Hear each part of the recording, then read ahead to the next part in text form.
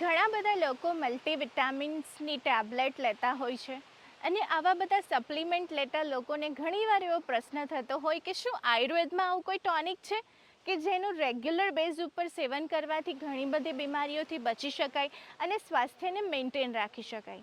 જ્યારે પણ ટોનિક શબ્દનો ઉપયોગ હું સાંભળું છું ત્યારે મને એક જ શબ્દ આયુર્વેદનો યાદ આવે અને એ છે રસાયણ ચૂર્ણ। મિત્રો, રસાયણ ચૂર્ણ મને ખૂબ જ ગમે કારણ કે એમાં 3 એવા મુખ્ય ઔષધો છે જે શરીરમાં વાયુ, પિત્ત અને કફ ત્રણેયને બેલેન્સ કરે છે। જેમાં પહેલા નંબરે આવે છે ગળો, જેને ગિલોય પણ કહી શકાય। કોરોનામાં ઘણા બધા લોકો એનું સેવન કરીને પોતાની ઇમ્યુનિટીને સારી રાખી। આ ગિલોયના સેવનથી તમારું કોલેસ્ટ્રોલ લેવલ ખૂબ સારું રહેશે, લીવર ખૂબ સારું રહેશે, પાચન ખૂબ સારું રહેશે અને સાથે સાથે એ તમારા લોહીને ચોખ્ખું રાખવાનું પણ કામ કરશે। બીજા નંબરે આવે છે ગોખરૂ, જેને ગોખરું પણ કહી શકાય। આ ગોખરું કિડનીની હેલ્થ માટે ખૂબ જ સારું છે। એની સાથે હાઈ બ્લડ પ્રેશરના પેશન્ટ હોય કે 50 વર્ષની ઉંમર પછી પુરુષોમાં પ્રોસ્ટેટની સાઇઝ વધવાથી યુરિન અટકીને પાસ થતું હોય તો ગોખરૂના સેવનથી જેટલો પણ શરીરમાં કચરો છે એ પેશાબ દ્વારે બહાર નીકળતો જશે અને શરીર અંદરથી સાફ થતું જશે।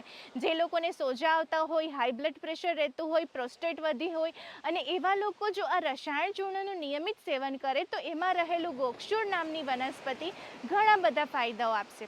રસાયણ ચૂર્ણનું ત્રીજું અને મુખ્ય ઔષધ છે આમળા।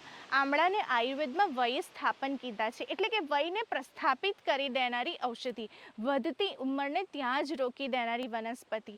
ઉંમર તો વધશે પણ ઉંમરની સાથે જે નકારાત્મક પરિવર્તનો શરીરમાં થતા હોય ઘણી બધી બીમારીઓના સ્વરૂપે, તો એ નકારાત્મક પરિવર્તનોને આમળા ત્યાં જ રોકી દે છે।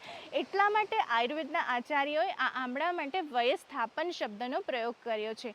આમળા વાત, પિત્ત, કફ ત્રણેયને ખૂબ જ સારી રીતે બેલેન્સ કરે છે। વાળ અને સ્કિનની હેલ્થ માટે પણ ખૂબ જ સારા છે। બ્લડને પ્યોરિફાઈ કરે છે, શુગરને કંટ્રોલ કરવા માટે, અને જો તમારું શુગર બોર્ડર લાઇન હોય તો પણ એને કોઈપણ દવા વગર તમે આમળાના સેવનથી નોર્મલ રાખી શકો છો।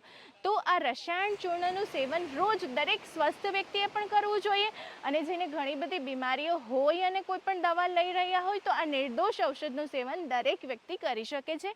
એક ચમચી જમ્યા પછી બપોરે અને રાત્રે આ રસાયણ ચૂર્ણનું સેવન કરીને ઘણા બધા મલ્ટીવિટામિન કે ટોનિકની જગ્યાએ કુદરતમાંથી ડાયરેક્ટ આવતી આ વનસ્પતિ તમે જાતે પણ ઘરે ભેગી કરી શકો છો।